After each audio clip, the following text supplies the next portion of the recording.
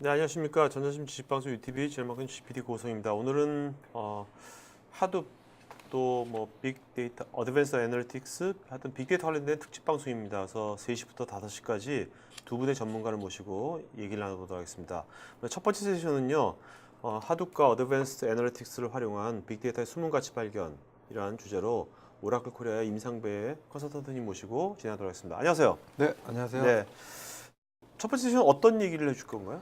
예, 지금 그 국내 빅데이터 관련해서 굉장히 많은 이제 뭐 기사나 네. 뭐 밴더의 제품들이 나오고 있는데요. 음. 실제로 저희가 고객분들을 만나 뵈면 그 실제 이 빅데이터 하둡, 특히 하둡이라는 기술을 어떤 식으로 기존 시스템과 연계해서 도입을 하는지 사용자 네. 관점에서 궁금한 점이 굉장히 많으세요. 근데 이제 네네네. 그런 것들을 오늘 시간에 그 오라클이 기존의 고객을 만나봤던 관점에서 네. 그걸 좀 쉽게 설명드리는 자리를 좀 드리고자 합니다. 네.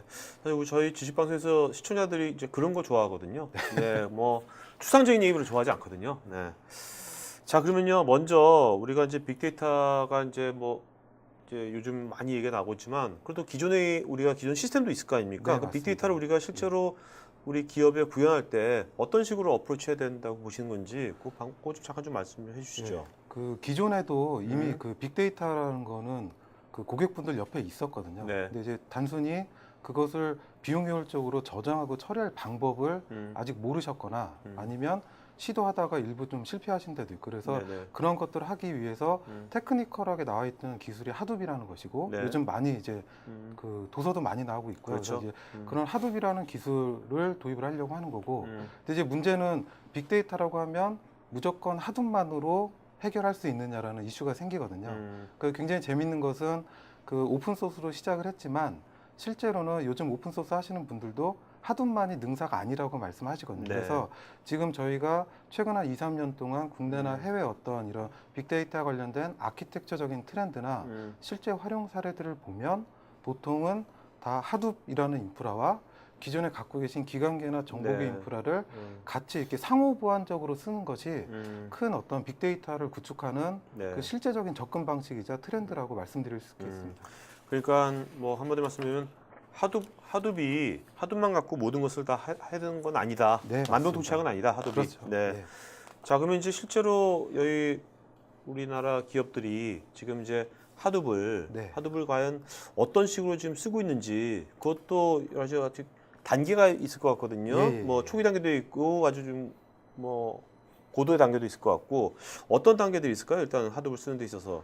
예, 그 크게는 이제 저희 오라클이 그 기존의 월드와이드나 국내 저희가 기존에 컨설팅했던 고객분들의 어떤 단계를 네. 좀 살펴보면 크게 네 가지 단계로 있습니다. 그래서 첫 번째는 기존의 정보계를 구축하시고 어떤 대시보드 형태 같은 거로 기존의 일반적인 BI를 쓰셨던 단계가 있고요. 네. 이제 거기까지가 기존의 정보계를 많이 구축하셨던 단계가 되고 그 실제적으로 빅데이터의 어떤 그 초입이라고 할 수 있을까요? 그런 것들은 보통 하둡이라는 그런 시스템을 도입한 단계가 됩니다. 그래서 네. 하둡을 도입을 하게 되고 하둡 도입을 통해서 기존의 데이터베이스에 넣지 못했던 그리고 넣었더라도 굉장히 템퍼러리하게 보관하고 그걸 그냥 버리는 예가 상당히 많았는데 네. 그런 데이터들을 하둡이라는 큰 통에 모아놓고 마음껏 저장하고 네. 마음껏 분석할 수 있는 그런 단계가 되고요. 일단 뭐 오픈 소스니까 비용이 그렇게 부담은 안 되니까요. 맞습니다. 그죠? 네. 그게 그 가장 큰 이유 중에 그래서 하나라고 마음껏 할 수 있는 말씀드립니다. 거죠? 맞습니다. 네네. 자, 그럼 이제 그것이 이제 여기 보면 요 단계가 되겠죠? 지금 이 장표에 나와 예, 있는. 맞습니다. 네. 자, 그래서 마음껏 하면 될 것 같은데 여기서 네. 또 어떠한 또 니즈가 또 발생되는 겁니까? 이거 하다 보면. 그 실은 이제 처음에 제가 그 네. 만병통치약은 아니라고 말씀드린 이유 중에 하나가 음. 하둡만으로 모든 일을 처리하기 어려운 그 좀 대표적인 케이스 중에 하나가 보통 이제 이런 로그성 데이터들은 네. 그 로그성 데이터 안에 그 로그를 설명할 수 있는 기준 데이터 흔히 이제 정보계 시스템에서는 코드 테이블, 네네. 뭐 고객 정보, 음. 계정 정보, 음. 원장 정보 이런 것들이 없습니다. 그래서 네.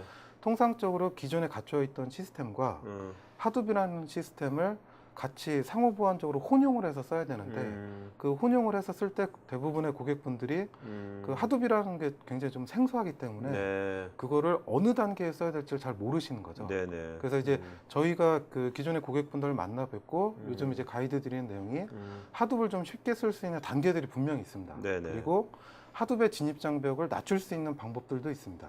그리고 또 하나는 기존에 투자하셨던 IT 자산을 보호하면서 빅데이터 시스템을 구축하실 수 있는 방법들이 있거든요. 네네. 그러니까 그런 방법들로 저희가 좀 가이드를 해드리고 있습니다. 자, 그럼 이제 여기가 지금 2단계라고 돼 네네. 있는데 하둡이 도입돼가지고 네.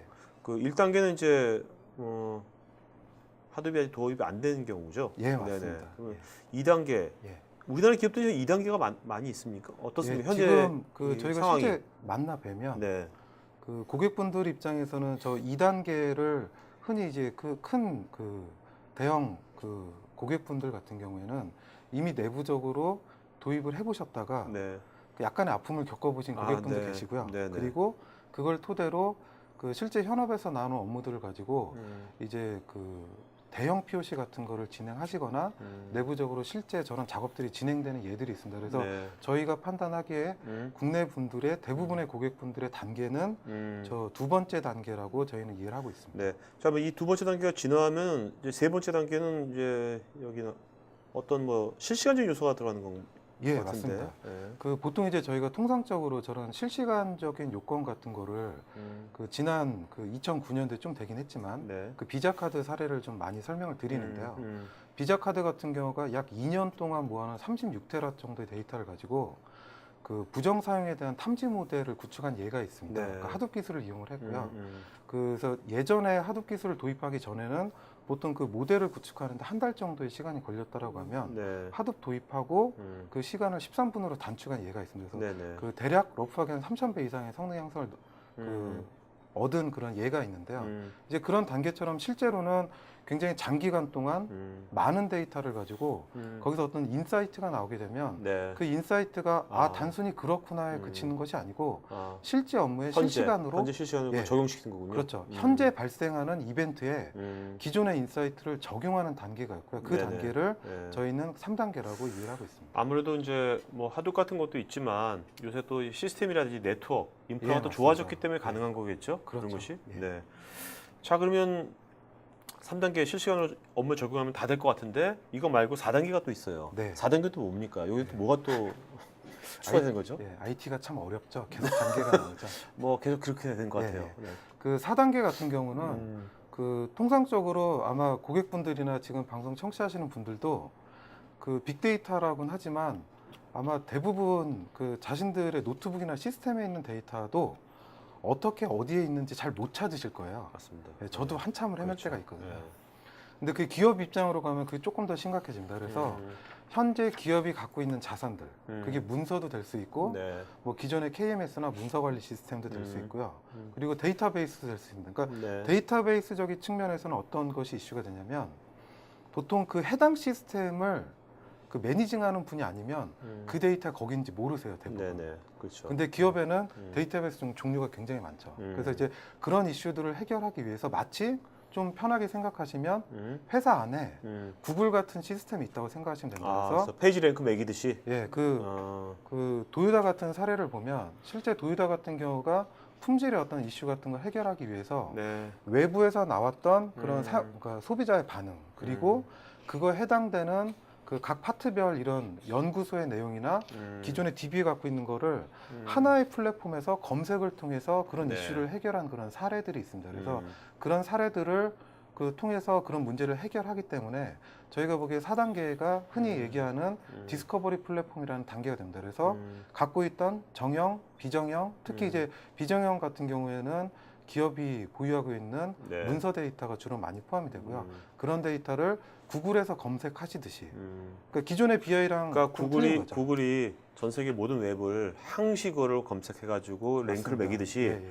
전사적인 회사 내에 있는 모든 파일 시스템이고 데이터건 그것들을 다 상시 봐서 그걸 분류하고 한다는 거죠. 예, 근데 맞습니다. 이제 궁금한 게 그렇다면 그게 뭐 서버에 있는 데이터뿐만 아니라 각 개인이 갖고 있는 네. PC에 있는 데이터도 해당되는 겁니까? 예, 파일이라든지? 그 PCN 데이터 올리실 수 있고요. 아, 예, 근데 이제 싫으면 안 할 수도 있고. 예, 근데 실제로는 PCN 데이터 민감한 것도 있을 수 있잖아요. 그렇죠. 예, 그래서 보통은 그런 그 중앙화된 문서 관리 시스템에 있는 데이터를 끌어오거나 아니면은 그 개인이 갖고 있는 보통 그 기업들 보면 파일 서버 같은 거 많이 쓰시잖아요. 네. 그런 파일 서버 대상으로 하실 수가 있는 것이죠. 네네. 그 이것이 뭐 기업 내뿐만 아니라 외부에 네. 특정 사이트라든지 그런 것들도 주기적으로 이것을 검색해가지고 또 끌고 오기도 하고. 예, 맞습니다. 그래서 국내 흔히 이제 그런 걸 크롤링이라는 기술이라고 네네. 명칭을 하고 있는데 네네.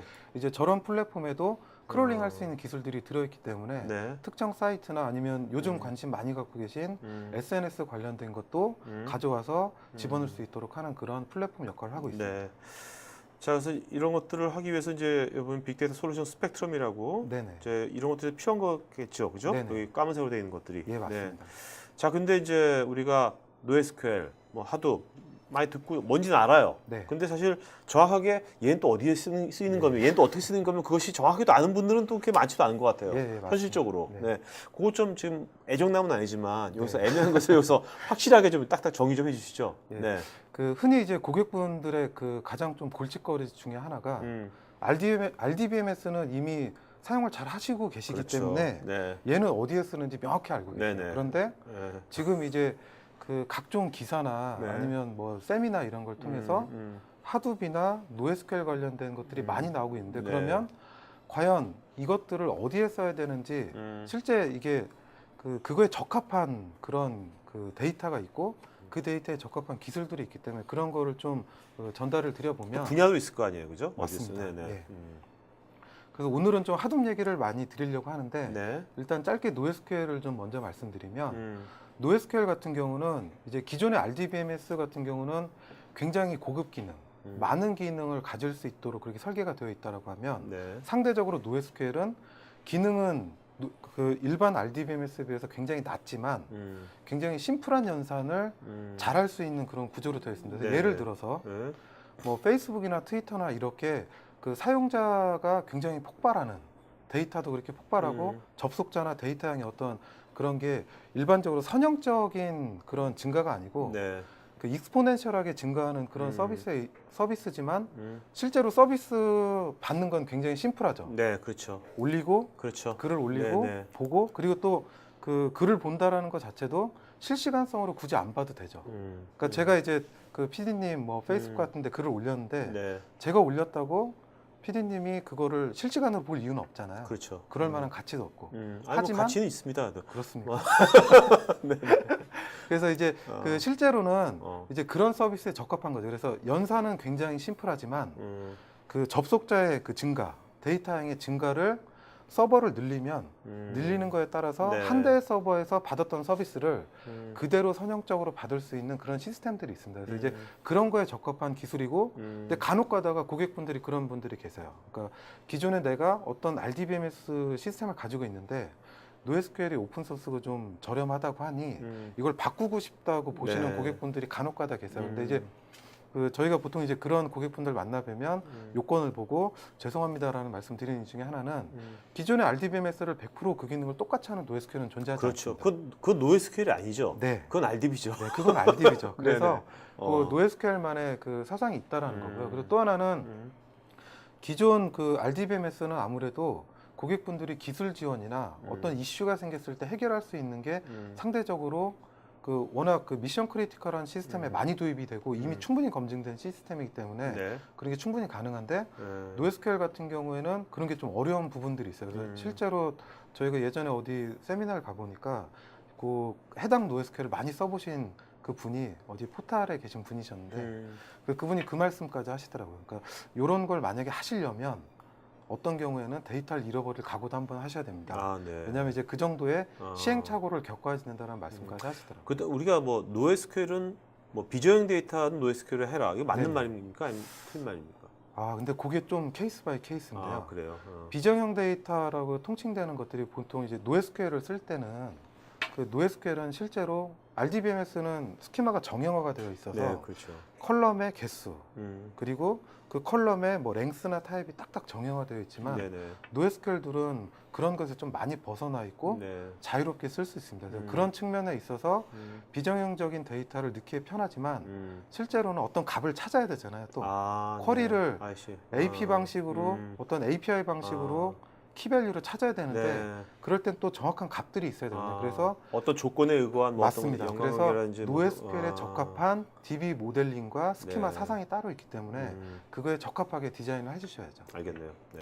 그리고 그 고객분들이 많이 관심 갖고 계신 하둡 같은 경우는 어떻게 보면 편하게 생각하시면 예전에는 이런 로그성 데이터들을 DB에 넣기 위해서 노력을 많이 하셨어요, 실제로는. 그래서 저희가 제조 현장이나 이런 데 찾아가서 실제 컨설팅을 해보면 현재 가지고 있는 데이터도 그 로그 데이터도 일부 처리를 해서 DB에 넣고 계세요. 네. 근데 이제 문제는 그걸 다 못 집어넣는다라는 거고요. 그리고 넣는데 너무 고통스러워 하세요.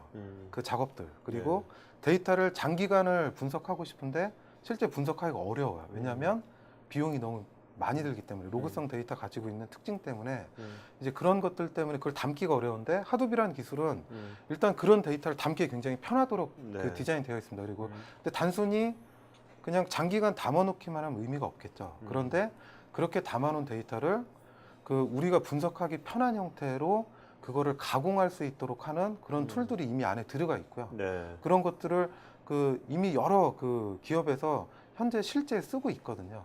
그런 걸 통해서 대량의 데이터를 싸고 빠르게 처리할 수 있는 플랫폼의 형식이 있고 요즘 또 하나 나오고 있는 트렌드 중에 하나는 기존에 갖고 있는 정보를 하둡 플랫폼으로 내려서 하둡을 거대한 데이터 저장소 형태로 사용을 합니다. 그래서 네. 기존에 가지고 계신 뭐 메인프레임부터 일반 RDBMS 그리고 비정 로그 데이터들을 거기에 모아놓고 거기에서 ILM 컨셉으로 네. 오래된 데이터를 여기다 놓고 그러니까 비용 효율적이기 때문에 네. 거기다 집어넣고 쓰시는 어떻게 거죠. 보면 이제 스토리지 계층화 개념도 들어가는 맞습니다. 거네요. 네. 그러면 스토리지 하시는 분들은 좀 슬퍼하시겠네요, 많이. 뭐든지 뭔가 이렇게 좀 파괴적인 기술이 네, 나오면 네. 항상 아프신 분들이 계시죠. 네. 이 장표가 이제 그걸 말씀해 주는 거죠? 예, 맞습니다. 그래서 저희가 이제까지 저희 오라클 월드와이드 고객사나 네. 아니면 저희가 최근 한 2, 3년 동안 만나뵀던 이제 고객분들을 가지고 제가 한번 정리를 해보면 기업에서 하둡을 도입을 할 때는 첫 번째로는 저장소 형태. 네. 하둡이라는 거를 굉장히 장기간의 저장 형태로 두고 기존의 DW를 좀 보완하는 형태로 도입하시려는 데가 있고요. 네. 또 하나는 이제 그 정도 단계를 지나시게 되면 거기 있는 데이터를 가지고 분석 같은 거를 당연히 데이터가 네, 많아지기 그렇죠. 때문에 그렇죠. 장기간의 데이터를 가지고 분석을 하고 싶은 욕구들이 있으시거든요. 그래서 거기에서 이제 고급 분석으로 가는 그런 단계를 거치게 됩니다. 네. 자연스러운 단계 같은데요, 그것이. 그렇죠. 네. 예. 자, 그러면 이런 것을 아까 단계별로 네네. 하둡 적용 단계 우리나라에서 가장 많은 단계가 아직은 2단계가 많다고 맞습니다. 그랬는데 그 2단계에 좀 빗대어 가지고 네. 이렇게 설명을 좀 다시 해주시면은 예. 이해가 좀 빠를 것 같거든요. 예. 네. 그래서 제가 2단계 부분을 좀 따로 좀 정리해서 설명을 드리면 기업에서 하둡을 쓸 때는 이런 비정형적인 데이터 그리고 보통 이제 반정형이라고도 하는데요. 네. 보통 어플리케이션에서 떨어진 로그 같은 경우는 거의 대부분 알고 계시는 거예요. 네. 이제 그런 데이터를 굉장히 큰 분산 파일 셈에 저장해 놓는 이제 그런 형태가 있는데 그 형태에서 기존의 DB에 있는 데이터를 오래된 데이터 만약에 네. 보통 시스템들이 일단 5년 이상 된 데이터 그렇죠. 뭐 10년 이전 데이터는 쿼리 자체를 잘 안 하시거든요. 그런데 그런 시스템 요구사항이 있기 때문에 그거를 기존 정보계 시스템에 담아놓는 경우들이 굉장히 많이 있습니다. 그렇죠. 그래서 그런 데이터를 하둡 시스템으로 내리는 그래서 저희가 흔히 이제 데이터를 뭐 핫, 웜, 콜드 이렇게 나눠보면 경우에 따라서는 웜 데이터도 내릴 수 있고요. 네. 콜드 데이터 같은 경우는 하둡에 내리기위해서 쓰시는 방법이 이제 첫 번째 단계가 되고요. 네. 두 번째는 정형이나 비정형 데이터의 ETL적인 역할을 하둡에서 처리하는 예들이 있습니다. 그래서 이제 보통 일본 같은 경우가 국내에 비해서 하둡 도입을 좀 1, 2년 빨리 한 그런 케이스를 저희가 이해하고 있는데 일본 같은 경우에도 기존의 DW에서 하고 있는 ETL 작업 중에 일부를 하둡 인프라에서 내려서 네. 보통 작업 같은 거 하기 전에 소팅 같은 작업도 DW에서 굉장히 많이 하시거든요. 네. 그리고 하둡에서도 조인이라는 걸 할 수 있기 때문에 그런 작업들을 하둡에서 하는 그런 단계 그렇게 두 가지 단계가 있고 마지막으로는 이제 보통 기존에 갖고 있는 솔루션들의 분석 관점에 있어서 하둡 인프라를 적용하는 단계가 있습니다. 그래서 네. 기존에 갖고 계신 알고리즘을 하둡 버전으로 컨버전을 하셔서 하둡 인프라에서 맵리디스 스타일로 알고리즘을 다시 만드시는 거예요. 그 스타일로 하둡에서 데이터를 옮기지 않고 네네. 하둡 단계에서 바로 분석을 하시는 거죠. 그래서 크게 보시면은 기업에서 하둡 활용하는 단계는 DW를 보완 확장하는 단계 그리고 DW ETL의 오프로딩 성격을 하둡에서 하시는 단계. 그리고 마지막으로는 좀 고급 분석이라는 이런 관점에 있어서 하둡 인프라의 강력한 컴퓨팅 파워를 이용하는 단계. 이렇게 네. 세 가지로 알겠습니다. 정리할 수 있겠습니다. 자, 우리나라에 하둡을 지금 현재 도입하고 네네. 2단계부터 그런 애들이 한 몇 프로나 된다고 보십니까? 시장에서. 그 몇 프로를 보통 이제 정확히 좀 중소기업 네네. 빼고 예. 어느 정도 중견기업 이상 네. 봤을 때 한 보통은 이제 저희가 만나는 이제 고객분들을 보면 보통 한 30% 정도는 30%. 네. 이미 안에서 어느 정도를 겪어 보셨어요. 네. 그리고 네. 그 중에 한 절반 정도는 네. 그거를 본격적으로 도입하려고 지금 현재 굉장히 좀 실질적으로 접근을 하고 계시거든요. 그래서 한 그 정도 퍼센트 네. 된다고 말씀드립니다. 알겠습니다.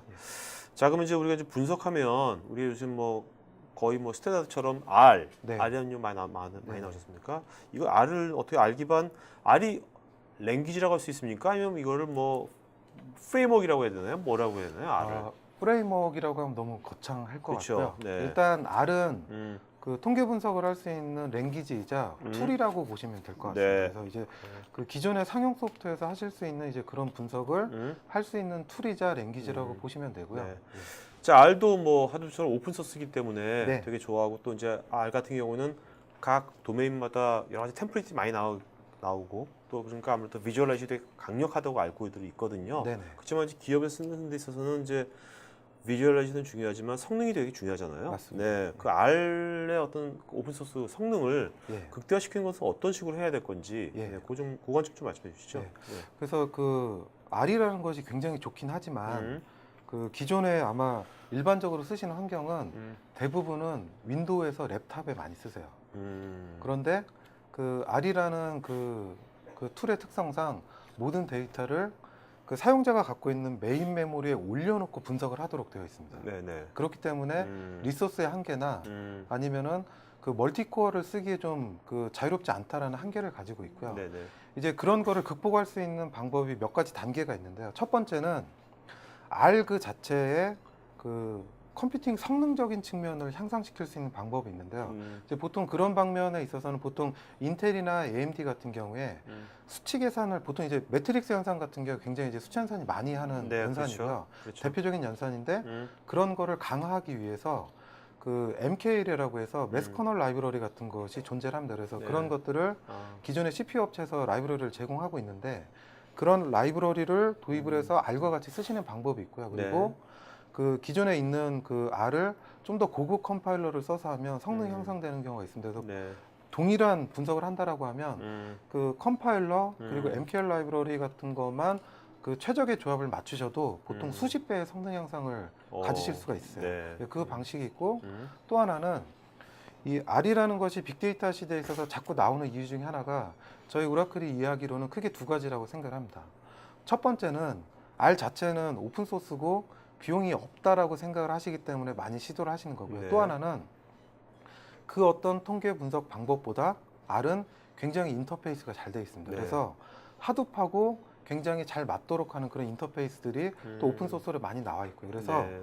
R에서 쓰는 그런 분석 기법들을 R과 하둡을 연계를 해서 할 수 있기 때문에 R에서 쓰시고 있는 그런 알고리즘들을 연계해서 하둡에서 돌려놓고 그 데이터를 볼 수 있고요. 또 하나는 이미 데이터가 하둡에 많이 저장되어 있기 때문에 하둡을 R에서 바로 읽어서 분석하실 수 있는 방법들도 있고요. 그러니까 네. 이런 방법에 있어서 좋은 것 중에 하나는 보통 분석을 100이라는 과정을 보면 그 분석 단계에 100이라고 드는 코스트들의 80%는 데이터를 그 처리하는 데 많이 쓰이고요. 네. 실제 알고리즘이 쓰이는 부분은 보통 20% 정도로 이해가 되고 있습니다. 그래서 그런 80% 정도의 코스트가 드는 비용을 하둡에서 처리를 하고 그 나머지 분석을 R에서 하는 거죠. 그래서 네. 실제로 저희가 고객사 와서 만나 뵈면 데이터가 처음에 굉장히 많으세요. 실제로. 그런데 그거를 전처리하면 실제 그 분석 단계까지 오면 굉장히 많이 줄거든요. 그런 방식이 또 하나는 그 요즘의 데이터베이스 트렌드를 보시면 굉장히 흥미로운 것 중에 하나가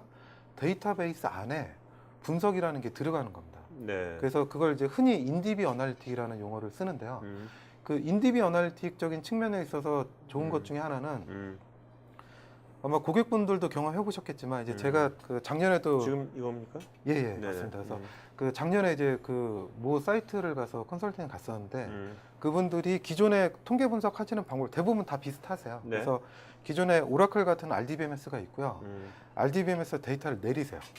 그래서 이제 뭐 상용 통계 뭐 패키지나 이런 걸 쓰시기 위해서 통계 별도 서버나 그렇게 내리시고요.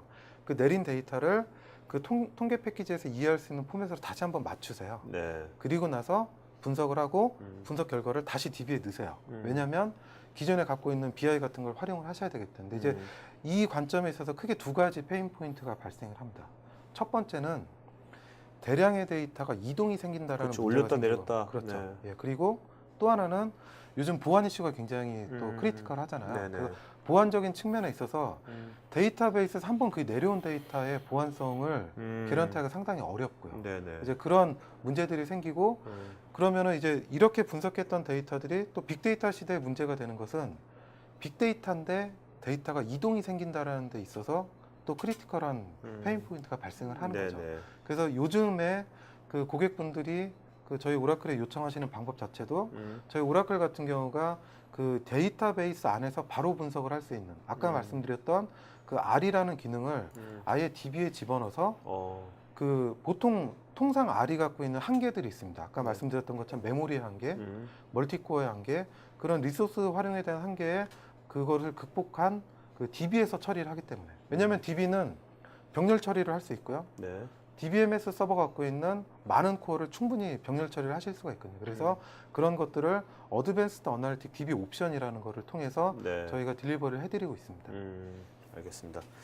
자, 그러면 이제 실제로 하둡을 이제 기업에서 구성한다고 할 때 네네. 하둡도 뭐 딱히 하나 있는 게 아니라 되게 여러 종류가 맞습니다. 있잖아요. 네. 예. 그런 것들에서 어떻게 제안을 하시는지, 뭐 그래서 조언이라든지. 이 부분도 굉장히 좀 중요한 부분 중에 하나인데요. 네. 보통 이제 하둡이라는 게 그 피디님도 보시면 그 장충동 가시면 족발집 뭐 원조집 같은 거 있잖아요. 네네. 원조집 주변에 또 맞아요. 원조집이라고 하는 다른 집들이 많이 생기죠. 네네. 그런 것처럼 실제로 그 하둡이라는 것이 오픈 소스로 시작을 했지만 그 오픈 소스로 돼 있는 거를 패키징해서 그 무상으로 그 100% 무상으로 오픈 소스 형식으로 딜리버리 하는 그런 형태의 배포판도 있고요. 네. 혹은 하둡 자체를 패키징을 따로 하셔서 좀 폐쇄형 하둡이죠. 그러니까 좀 편하게 말씀드리면 네. 그럼 폐쇄형 하둡을 만들어서 하둡 자체를 또 별도 라이센스로 판매하시는 부분들이 있습니다. 근데 네. 이제 저희 오라클이 이해하기로는 하둡이라는 것이 고객분들이 많이 관심을 갖는 이유 중에 하나가 비용이 없다라는 측면인데 이게 이제 폐쇄형이고 별도 비용이 차지가 되면 데이터가 늘어났을 때 인프라적인 비용은 어쩔 수가 없는 거잖아요. 디스크는 사셔야 되잖아요. 네네. 근데 그거 말고 소프트웨어적으로 그 노드가 늘어나서 더 돈을 내야 된다? 혹은 데이터가 내가 지금 10테라인데 20테라 된다고 소프트웨어 비용이 늘어난다 그러면 그렇죠. 그건 좀 빅데이터 네네. 상당히 적합하지 않다라고 네. 이해를 하고 있고요. 그렇기 때문에 100% 오픈 소스로 되어 있는 게 중요하다라는 거고요. 또 하나는 그 요즘 저희가 만나보는 그런 솔루션 업체들이나 그런 데를 보면 보통 고객분들도 그렇고 하둡 기반에서 자신들만의 솔루션을 얹어서 판매를 하려고 많이 보세요. 네. 그런데 그 밑에 기반이 되는 하둡 인프라가 오픈 소스가 아니고 별도 라이센싱이 되는 그런 특성의 하둡을 선택을 하시면 락인이 발생하고 솔루션을 만들었을 때 추가적인 비용이 발생하는 거죠. 비용이라는 것은 경쟁력을 떨어뜨리기 때문에 네네. 그런 측면에서 중요하고 또 하나 마지막으로 좀 강조드리고 싶은 것은 그 보통 어떤 그 물건도 그렇고 기술을 선택을 할 때 가장 많은 사람들이 쓰는 걸 선택하는 게 가장 안전한 방법 중에 하나죠. 네. 근데 그 저희 오라클이 채택한 클라우데라 하둡 같은 경우가 이미 그 가장 많은 사람들이 쓰고 있고 가장 많은 고객사를 확보하고 있는 그런 하둡 배포판이거든요. 그래서 오픈 소스로 되어 있고 가장 많은 사람들이 쓰고 이미 검증이 충분히 되어 있고 가장 빠른 스피드로 진화를 또 하고 있습니다. 그래서 네. 그런 측면에 있어서 하둡을 선택을 하실 때도 그 저희 오라클도 하둡 종류가 여러 가지가 있지만 그 중에 클라우데라랑 같이 작업하는 이유 중에 하나도 클라우데라가 이런 좋은 장점이 있기 때문에 선택을 했기 때문에 고객분들도 하둡이라는 걸 그럼 선택하실 오라클은 때 오라클 클라우데라만 취급하십니까? 예, 맞습니다. 아, 그래서 네. 오라클 같은 경우에는 클라우데라 배포판을 오라클 시스템에 오케이. 최적화시켜서 전달해드리고 시간이 있습니다. 지금 우리가 좀 빨리빨리 네네. 좀 짧게 해야 될 것 같아요. 지금 자, 그럼 이것을 이제 실제 이걸 하둡을 클라우드를 그러면 도입할 때 이것을 이제 어차피 시스템이 있어야 될 거 아닙니까? 네네네. 그런 것들을 직접 고객이 다 모든 걸 환경을 다 만들 수도 있는 거고 네네. 오픈소스니까. 네. 아니면 어떤 거 이미 엔지니어된 시스템을 도입할 수도 있고 그런 경우 어떤 경우에 도입을 해야 되고 어떤 경우에 만들 경우 네. 그런 것들을 뭐 그것도 좀 정해줬으면 좋겠는데 그 네네. 가이드라인이 있습니까? 예. 요새 제가 이번 시간에 뭘 많이 정해야 되는 것 같은데요. 아니 정하는 거는 정하지만 예, 예. 따르는 건 이분들의 자유 의지니까 예, 네, 편하게 맞습니다. 말씀하세요. 예. 네. 그래서 이제 저희가 이제까지 경험을 해보면 보통 하둡이라는 것은 오픈 소스고 그리고 기존의 X86 시스템을 사용하시면 됩니다. 그래서 기존에 X86 시스템 많이 있다라고 하면 네. 거기 설치를 하셔도 돼요. 근데 전제 조건이 있습니다. 음. 그걸 하시려면 충분히 그런 하둡 관련된 전문적인 인력이 있어야지 쓰실 수가 있어요. 왜냐하면 네. 그런 인력이 없으시다라고 하면 두 가지 문제가 발생해요. 첫 번째는 그 고객분이 그 관심을 갖고 있는 것은 하둡보다 하둡에 있는 데이터, 처리된 데이터의 가치에 관심이 있으신 거지 하둡 그 자체 기술에 관심은 엔지니어만 있거든요. 네네. 그런데 보통 국내에 그거를 잘할 수 있는 엔지니어 그렇게 많지 않아요. 그러다 보면 하둡 플러스를 구성을 하다가 프로젝트가 끝날 수도 있거든요. 이슈가 생겼는데 해결이 안 됩니다. 네네.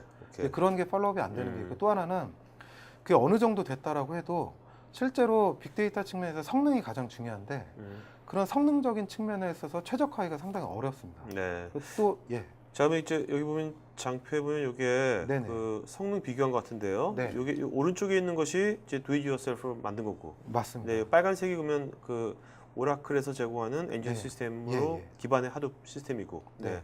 6배 차이가 난다고 보시는 예, 겁니까? 맞습니다. 그래서 그 저희가 실제로 좀 테스트를 해보면 음. 그 저희 오라클이 그 하둡 최적화 머신이 오라클 빅데이터 어플라이언스라고 저희는 흔히 이제 줄여서 네. BDA라고 하는데 저 빅데이터 어플라이언스랑 동일한 스펙을 가진 비슷한 스펙을 가진 네. 클러스터를 만들어 놓고 동일하게 클라우드에 하둡을 깔아놓고 성능 테스트를 해보면 네. 최소 6배에서 최대한 그 4배에서 한 6배까지 성능 차이가 납니다. 그래서 편하게 생각하시면 내가 어떤 작업을 돌렸는데 6시간 돌려야 될 것이 오라클 네. 플랫폼에서 1시간, 1시간 돌려야 될 것이 10분 이렇게 생각하시면 됩니다. 네. 자, 그러면 이제 기존 시스템하고의 연동 같은 것도 어떻게 해야 될 건지 그거 좀 말씀해 주시죠. 네, 그래서 그 맨 처음에 말씀드렸던 것처럼 빅데이터라는 시스템은 하둡만으로 구성되는 시스템이 아니고요. 기존에 이미 투자하셨던 시스템하고 인터페이스가 굉장히 중요합니다. 그래서 오라클 입장에서는 오라클 빅데이터 커넥터라는 커넥터 제품을 별도로 그 전달해드리고 있고요. 네. 그 커넥터 제품의 역할 자체는 하둡에 있는 데이터를 초고속으로 오라클 DB로 올릴 수 있는 면이 있고요. 또 하나는 오라클 입장에서 오라클 DB 하시는 분 입장에서 기존에 알고 계신 SQL 기술, SQL 기술로 왜냐하면은 하둡은 잘 모르시는 분들이 네네. 많기 때문에 SQL 기술로 하둡에 있는 데이터를 보실 수 있는 그런 기능들을 제공을 하고 있습니다. 네, 알겠습니다. 자, 그러면 그 실제로 여기 보면 그 다음 장표도 성능 비교한 건데 네네. 이거는 어떤 성능을 비교한 거죠? 예, 그래서 이제 저희 오라클이 제공하는 하둡에서 오라클 DB로 데이터를 로딩하는 성능을 잠깐 비교를 해드린 건데요. 그 데이터를 넘길 때 크게 중요한 것이 두 가지인데 첫 번째는 당연히 넘기는 시간이 되겠죠. 네. 그 넘기는 시간이 기존에 서드 파티를 되는 걸 썼을 때보다 오라클이 만든 커넥터로 오라클 DB에 넣었을 때 최대 20배까지 성능을 저희가 그 나왔다라는 거고요. 또 하나는 데이터를 넘길 때 중요한 것 중에 하나가 운영되고 있는 DB의 부하를 낮춰야 된다는 겁니다. 왜냐하면 빨리 넘기긴 넘겼는데 기존에 운영되는 시스템에 부하를 굉장히 많이 준다면 기존의 운영 서비스에 또 장애가 생길 수가 있기 때문에 그래서 네. 저희가 비교를 해보면 기존의 서드파티 제품을 썼을 때보다 오라클 제품을 썼을 때 그 CPU 부하가 85% 정도 낮은 그런 특성을 가지고 있습니다. 네. 자, 오라클은 요즘 보면 오라클뿐만 아니라 네. 뭐 CS라든지 또 IBM이라든지 많은 벤더들이 이제 R을 네. 상당히 많이 지원하거든요. 단순 지원이 아니라 뭔가 밀결합 자꾸 시키는 것 네네네네. 같은데 테라데스도 마찬가지고. 네. 네. 오라클은 R을 어떻게 기존 거하고 어떻게 네. 전략적으로 그것을 지원하는지 그 전략, 오라클 예. 전략 R에 대한 네네. 그거 좀 말씀 좀 해주시죠. 네. 그 오라클은 크게 세 가지 방향으로 R에 대한 거를 지원하고 있습니다. 첫 번째는 그 저희가 무상으로 제공해드리는 경우인데요. 네. 그 기존에 있는 오픈 소스 R을 그 더 좋은 고급 컴파일러 그리고 MQL 라이브러리를 쓸 수 있는 형태로 만들어져 있는 오라클 배포한 R이 있습니다. 이거는 무상으로 받으실 수 있는 거고요. 네네. 또 하나는 기존에 있는 이 R을 하둡과 연계할 수 있는 그래서 아까 말씀드렸던 그런 빅데이터 커넥터를 이용을 해서 하둡과 R을 연동을 시켜서 R을 하시는 분은 하둡을 모르시고요. 네. 하둡을 하시는 분은 또 R을 모르세요. 그래서 음. R 하시는 분이 하둡 배우기 어려우시기 때문에 R 하시는 분이 R 스크립트로 하둡을 제어할 수 있는 그런 기법을 전달해드리고 있습니다. 하둡 하는 분이 R 배우는 게 어렵습니까? R 하는 분이 하둡 배우는 게 어렵습니까? 더 어려운 거는 하둡 하시는 분이 R을 배우는 거죠. 아, 그렇죠. 예. 그거는 저도 해보면 네. 그게 벽이 있습니다. 네. 예. 그리고 마지막으로는 그 인디비 어널리틱 특성에 있어서 좀 전에 말씀드렸던 것처럼 R을 아예 DB 안에 흡수를 해서 네. 기존에 R을 하시던 분이 DB를 따로 배우시는 것이 아니고요. 음. 오라클 DB를 따로 배우시는 것이 아니고 기존에 알고 계신 R 스크립트를 이용을 해서 오라클 DB의 강력한 패럴렐한 기법을 그대로 쓰실 수가 있습니다. 네. 그래서 그거를 아. 저희가 어드밴스드 어널리틱이라는 DB 옵션으로 쓰실 수가 있고요. 네. 이거는 이제 기존의 오라클 고객분들이라면 네. 오라클 11지 R2 이상을 쓰시는 고객분이라면 사용하실 수가 있는 옵션이고요. 그 지금 저희 오라클이 주창하는 엔지니어드 시스템, 특히 네. 엑사데이터 기반으로 쓰셨을 때 가장 큰 성능 향상을 얻으실 수가 있습니다. 근데 11GR2가 아니라 네네. 그 일반적인 하둡이 있는 그거 아닌 분들은 그 옵션을 사셔야 되는 겁니까? 예, 그러니까 아. DB에서 해야 될 경우에는 이제 네. 오라클 DB에서 하시는 거고요. 그리고 하둡 인프라에 쓰셔야 네네. 되는 부분은 커넥터를 이용을 하시면 R과 하둡을 연결하실 수가 있습니다. 알겠습니다. 예. 자, 그럼 이제 실제로 실제 고객 사례를 갖고서 네네네. 우리 얘기를 한번 알아보도록 하죠. 자, 이게 해외 사례 같은데 이거는 어느 미국 회사 같은데요. 네네. 그 흔히 이제 로이터? 로이터 통신 많이 네네. 들어보셨잖아요. 네네네. 그래서 그 톰슨 로이터라는 실제 로이터 통신은 단순히 어떤 뉴스를 공급하는 회사뿐만 아니고요. 굉장히 그 월드와이드하게 전문적인 데이터 가공 회사입니다. 그래서 그렇겠죠. 톰슨 네. 로이터 같은 경우에는 하둡 그리고 그 저희 오라클의 엑사데이터, 그러니까 빅데이터 어플라이언스, 네. 엑사데이터, 커넥터 그리고 BI 전문 머신인 엑사리틱스까지 다 그 가지고 시스템을 그 도입한 사례가 되고요. 네네. 이분들 같은 경우에는 그 미국에서 갖고 있는 법률 서비스하는 그런 서비스를 유료 서비스를 갖고 계세요. 그 유료 서비스에서 추천 서비스를 하둡 기술 그리고 어드밴스드 어널리틱 기술을 이용을 해서 네네. 그 구현을 하셨고요. 그러니까 뭔가 이게 맞춤형 서비스가 되겠죠. 맞습니다. 그죠? 예. 자, 그다음에 여기는 자동차의 회사 아니, 아닙니까? 여기는 어떤 사브 뭐예요? 예, 사브가 아니네. 얼핏 읽으면 네네. 사브는 SAB인 줄 알았는데. 무슨 과자 이름 같으시잖아요. 네네. 근데 그 세이버 홀딩스고요. 네. 예, 그 미국의 참 게스트님은 아시는 게 많아요. 그런가요? 말씀하세요. 네, 네. 그렇습니다. 네. 그 세이버 홀딩스인데 네. 저 세이버 홀딩스는 미국에서 굉장히 큰 그 여행 관련된 그런 회사고요. 전문적으로 네. 하는 회사인데 보통 이제 그 도메인이 여행이긴 하지만 보통 리테일 관련된 고객분들은 다 동일한 고민들을 하고 계세요. 어떤 거냐면 우리가 가지고 있는 물건하고 고객의 관심하고의 갭이 분명히 존재합니다. 그렇죠. 그러니까 예를 들어서 만약에 PD님이 밤에 어디 소셜 커머스나 아니면은 뭐 옥션이나 G마켓 같은 데서 물건을 고르시면 굉장히 많은 걸 보시고 결국에는 물건 구매할 때 시스템에 남는 데이터는 한 건이죠. 네. 그러면 그렇죠. 그 기업 입장에서는 사용자가 어떤 거에 관심이 있었고 어떤 사용자들한테 뭘 팔 수 있었는지에 대한 분석계는 없습니다. 세이버 홀딩스 같은 경우는 그런 측면에 있어서 착안을 해서 고객이 봤던 모든 화면의 레코드셋을 네. 하둡 시스템에 저장을 했고요. 네. 그 하둡 시스템 저장을 해서 하루에 7테라 규모를 저장을 하고 있습니다. 야. 하루에 7테라의 로그 데이터를 저장을 해서 사용자가 무엇을 봤는지를 그거를 분석을 해서 우리가 뭘 더 팔 수 있었는지를 하는 거죠. 그래서 이분들이 실제로는 두 가지 이점을 얻으셨는데 이분들도 당연히 오라클 고객분들이고요. 그 첫 번째는 고객한테 더 좋은 그 레커멘데이션을 했기 때문에 매출이 실제로 올랐고요. 네. 두 번째는 네. 이 두 번째가 저는 굉장히 흥미로운데 두 번째는 이분들의 비용을 줄이셨어요. 비용? 예. 어떻게 해요? 좀 이해가 잘 안 가시죠? 네네. 비용을 줄였다는. 이건 뭐냐면 기존에는 의미 없는 분석 결과 아니면 의미 없는 검색 결과를 막 제공을 한 거예요. 그래서 네트워크를 상당히 많이 쓰신 거죠. 네네. 하지만 지금은 어. 실제 팔 수 있는 걸 위주로 오퍼를 했기 때문에 비용을 줄이실 수 있는 거죠. 그래서 음. 실제로 처음에 생각하시면 추천을 잘하면 돈을 더 벌겠다, 아마존처럼. 하지만 그 이면에는 현재 갖고 계신 IT 인프라의 비용을 줄이실 수 있는 또 그런 장점이 존재를 합니다. 그래서 네. 세이버 홀딩스 같은 경우는 그 두 마리 토끼를 다 잡은 대표적인 사례가 되겠습니다. 또 이제 이렇게 되면은 뭔가 그 고객군별로 그 프라이버시는 유지되면서 맞습니다. 고객들의 예. 어떤 패턴이 나올 것 같아요. 그렇죠. 이런 거 좋아하는 사람들은 이렇게 예, 나중에 이렇게 맞습니다. 되더라. 예, 예. 그 패턴들에서 뭐 새로운 또 이벤트라든지 뭔가 또 만들 수도 있을 것 같고요. 예, 그렇죠. 네. 이런 응용 사례는 상당히 많은 부분에 응용될 수 있을 것 같네요. 맞습니다. 지금. 그래서 흔히 리테일 관련된 분야에서는 모두 공이 네. 인더스트리 상관없이 어. 쓰실 수 있는 사례로 이해를 하고 있습니다. 네.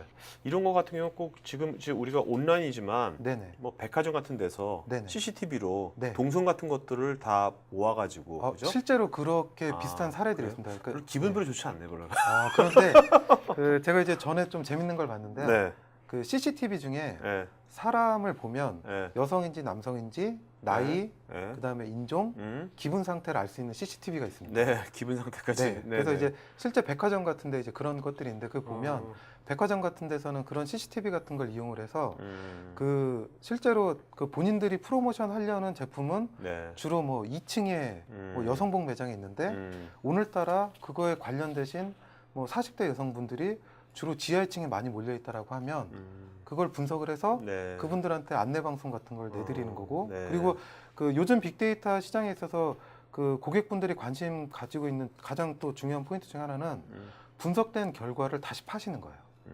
그래서 실제로는 그래서 데이터를 많이 보유한 분이 네. 많이 보유한 고객분이 앞으로 비즈니스를 더 혁신시킬 가능성이 더 높다라고 판단되는 이유 중에 하나고 그래서 데이터 분석을 잘할수록 비즈니스를 잘할 수 있는 가능성이 많으신 거고요. 네. 그렇게 해야지 지금처럼 경쟁이 치열한 그런 환경에서 좀 더 밸류 애드된 서비스를 하실 수가 있습니다. 알겠습니다. 자, 세 번째 사례는 어떤 사례인가요? 네, 세 번째 사례는 지금 현재 미국에서 네. 그 이제 해마다 네. 그 공공 분야, 특히 공공 분야에서 빅데이터 누가 더 잘하나 어워드를 하고 있습니다. 그래서 네네. 이제 빅데이터 공공기관 어워드 같은 걸 하고 있는데요. 이 굉장히 재밌는 것은 2011년과 2012년을 저희가 사례를 파악하고 있는데 2011년 사례는 그 미국 조달청이 클라우데라 하둡 기반으로 만든 검색 추천 서비스였고요. 2012년 1등한 사례는 저희 오라클이 같이 작업한 사례입니다. 그래서 물론 클라우데라 하둡을 저희 오라클 빅데이터 어플랜스 머신을 가지고 한 거고요. 그 의학계 사례가 되겠습니다. 그래서 의학 쪽에 보면 그 5대 주요 암이 있는데 그런 것들을 2천만 건 이상의 의학 초록 데이터를 추출을 해서 서로 상관관계를 분석을 해서 5대 암의 서로 상관관계나 네. 유전자 간의 관계를 분석한 사례가 돼서 이 사례가 굉장히 높게 평가가 돼서 2012년도 미국에서 공공기관 빅데이터 어워드 1등한 사례가 되겠습니다. 네, 알겠습니다. 자, 그럼 이제 질문들 질의응답 네. 시간 갖기 전에 간단하게 네. 아주 간단하게 요약 좀 해주시죠. 네. 그래서 그 실제로 저희가 좀 그 고객분들을 만나 뵙고 해보면 그 빅데이터 프로젝트를 할 때 크게 그 내부에서 해결해야 되는 것과 외부에서 해결해야 되는 것들이 있는데 네. 그것들은 인력, 기술, 시간 같은 경우는 조직 내부에서 하셔야 돼요. 네. 이거는 어떻게 도움받기 좀 어려운 부분 중에 하나고 외부적인 것들 중에는 성능이나 연계통합성이나 지원 체계는 저희 같은 오라클 같은 전문 배드의 도움을 받으셔야 되고요. 네네. 그리고 하둡이라는 거를 도입을 하실 때 크게 두 가지를 제언을 드리고 싶은데 첫 번째로는 그 하둡이라는 기술을 굉장히 많은 에코가 있는데 네. 그걸 다 이해하고 하둡을 도입하시면 너무 늦으세요. 그래서 기존에 운영하시고 있는 DW 시스템의 확장, 네. 보안적인 측면에 있어 특히 ILM 컨셉에 있어서 하둡을 도입을 하시면 하둡이 갖고 있는 진입 장벽을 낮출 수가 있고요. 특히 이제 오라클 고객분들이라고 하면 오라클의 빅데이터 커넥터라는 제품을 쓰시면 오라클 SQL로 하둡에 있는 데이터를 서로 조인하고 쿼리를 하실 수가 있어요. 네네. 그리고 그 기존의 어떤 제한적인 SQL이 아니고 기존에 쓰셨던 오라클 SQL을 풀리 쓰실 수 있다는 장점이 있는 거고요. 그래서 이제 첫 번째 단계에는 그런 하둡을 DW 보안 형태로 도입을 하시라고 가이드를 드리고요. 네. 두 번째 단계로는 그렇게 한번 그 하둡을 어느 정도 맛도 보셨고 운영의 경험이 있으시다라고 하면 통상적인 단계가 기존 DW만 집어넣으시는 게 아니고요. 기존에 갖고 계신 계정계 시스템이나 네. 로그 데이터나 이런 것들을 하둡이라는 인프라에 막 집어넣으시는 거죠. 집어넣으시고 나면 그 데이터를 가지고 통합 분석을 해서 고객에 대한 어떤 새로운 밸류 애드된 서비스 같은 걸 하실 수 있도록 좀 더 고급 분석을 하실 수가 있는데 여기 시점에 있어서 충분한 개발 시간이 있으면 하둡에서도 그런 분석을 하실 수가 있고요. 네. 그렇지 않고 기존에 알고 있는 분석 인프라를 이용하신다라고 하면 그 처리된 데이터를 커넥터 같은 걸 통해서 고속으로 오라클 DB로 넣으신 다음에 오라클 DB에서 아까 말씀드린 어드밴스드 어널리틱이라는 DB 옵션을 이용을 하시면 그 어드밴스 어널리틱 옵션에는 기존 R이 갖고 있는 4,000개 이상의 그런 통계 분석 기법이 이미 들어가 있습니다. 그래서 네. 그런 분석 기법들을 이용을 해서 이미 알고 있는 기법들인 거죠. 그런 것을 이용을 해서 충분히 분석하실 수 있는 단계. 이렇게 크게 두 가지로 제언을 드리고 싶습니다. 네, 알겠습니다. 자, 그럼 이제 Q&A 시간 갖도록 하겠고요. 여러분들 질문 편하게 하시면 되겠고요. 지금 이제 설문조사 하겠습니다. 설문에 응하시면 저희가 더 좋은 방송 만드는데 반영하겠고, 설문하신 분 중에서 저희가 두 분한테 제가 경품 USB 허브 보내드리도록 하겠습니다. 자, 잠깐만요. 다음에 참 그 게스트님 이메일 어드레스 하나 좀 불러주시겠어요? 네네. 네. 제가 SANG 예, BAE BA 점 점 LIM LIN @oracle.com입니다. 예.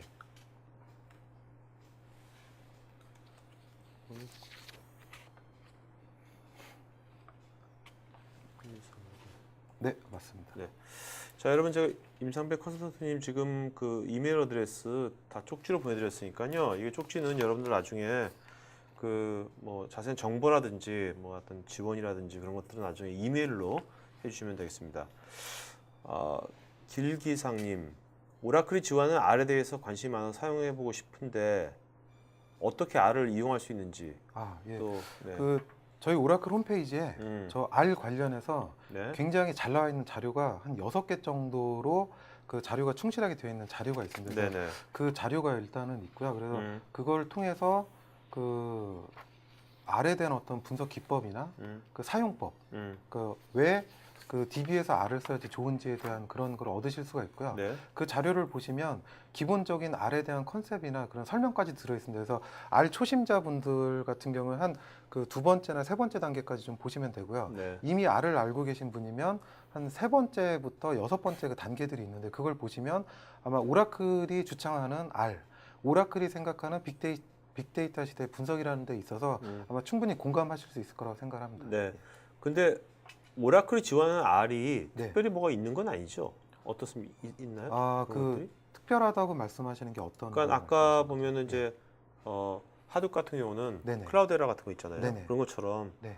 R도 뭐 그런 어떤 특별한 제품이나 그런 것이 있는지. 예, 그 이제 그런 측면에서 이제 기존의 그 오픈 소스 R을 네. 오라클 DB에 쓸 수 있게 만들었기 때문에 그게 이제 저희는 특별하다고 생각을 하는 거죠. 그래서 네네네. 오라클 DB에서 도는 R이고 그 R은 오라클이 그 다시 만든 그런 R이기 때문에 네. 하지만 기존에 R을 쓰시던 분한테는 그 투명하게 보이는 거죠. 네. 기존에 알고 있는 R 스크립트가 그대로 돌아가니까. 예. 네, 박치규님께서 네. 하둡 에코시스템 구성을 위한 오픈소스 구성 시 도입 고려 사항이 궁금하다고요. 그래서 조금 더 구체적으로 질문해 주시면 좋긴 하겠지만 그 이제 제가 그 이제 저런 질문에 좀 답변을 드리면 그 하둡이라는 거를 도입을 하실 때 보면 하둡 안에는 굉장히 많은 에코시스템이 있습니다. 네. 그런데 저희가 실제로 고객분들 만나보고 저희가 실제 작업을 해보면 네. 굉장히 많은 에코 중에 필수적으로 쓰이는 에코는 딱 정해져 있어요. 그래서 그 대표적인 사례를 좀 말씀드리면 첫 번째는 일단 하둡이라는 것이 아시다시피 그 하둡 분산 파일 시스템 그리고 맵 리듀스라는 두 개의 크게 코어로 구성이 되어 있고요. 네.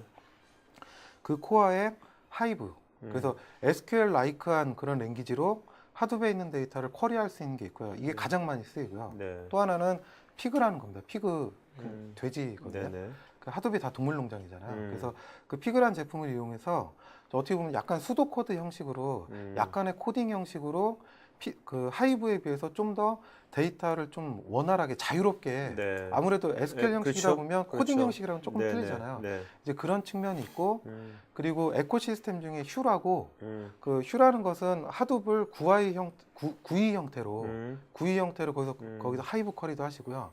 피그 쿼리도 하시고 이런 것도 할 수 있는 그런 그 단계들이 있거든요. 구이라고 그러니까 그 피그 하니까 같이 통돼지 구이가 생각. 그 구이는 아니죠, 그죠? 그건 GUI죠, 아니에요. GUI. 네. 오케이. 네. 그래서 그런 것들을 음. 주로 쓰시고 나머지는 조금 더 부가적으로 쓰이는 거기 때문에 만약에 네. 하둡을 처음에 도입하고 검토하고 어떤 그 연구회나 이런 스터디 같은 게 필요하시다라고 하면 하둡 코어를 일단은 좀 보시고요. 하둡 코어를 활용할 수 있는 하이브, 피그, 그 다음에 네.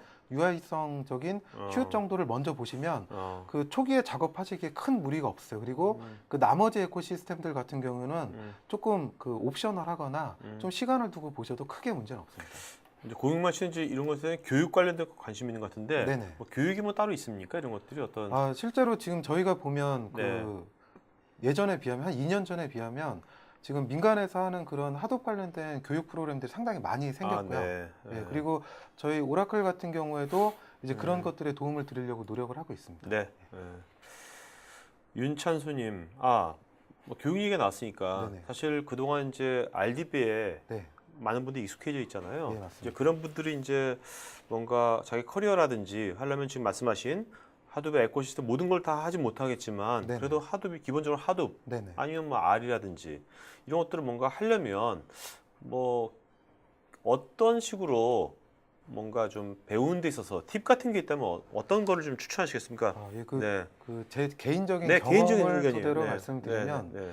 이제 저 같은 경우는 그 하둡을 경험을 하게 될 때 일단 하둡이라는 코어 기술의 아키텍처를 좀 먼저 봤고요. 네. 이제 그게 왜 필요하냐면 하둡 에코를 하다 보면 원래 게스트님도 RDB 엔지니어. 예, 맞습니다. 네네, 그 오케이. BW나 이런 네. 쪽을 주로 이제 전문적으로 했었는데요. 음. 하다가 제가 이제 하둡 쪽으로 넘어오면서 제 경험도 일단 하둡 코어의 어떤 아키텍처나 그런 거를 좀 그 경험을 했고요. 네. 그 경험을 토대로 그 하이브나 피그 같은 거를 보게 되고요. 또 하나 아까 안 드린 것 중에 하나가 플룸이라고 네. 데이터를 수집하는 또 에코가 있습니다. 그래서 그런 것도 보시면 데이터 수집하는 측면에서 도움이 되고요. 네. 그 하이브 같은 경우에는 기존에 SQL을 능숙하신 분이면 실제로는 어떻게 보면 당장 쓰시는 데는 한 일주일 정도만 해도 하실 수가 있어요. 네네. 그 전혀 무리가 없을 정도로 SQL하고 유사하기 때문에 그렇게 하시면 그 실제로는 하둡 전체 에코를 다 배운 다음에 뭐 빅데이터를 하겠다라고 하면 너무 늦으시고요. 실제로 그럴 필요도 없습니다. 그래서 하둡 그 코어한 지식을 먼저 익히시고 코어한 지식 기반에 하이브나 피그 같은 걸 익히시면 충분히 데이터를 그러고서 처리하는데 뭔가를 한번 쭈물떡 거려봐야겠네요. 그렇죠. 그죠? 예. 그 실제로 한번 그 돌려보고 맛을 보시면 그때 실제적인 감이 오시거든요. 오케이. 자, 윤찬수님, MS, EMC, IBM 제품과 비교 시 오라클 제품을 간단히 정리한다면.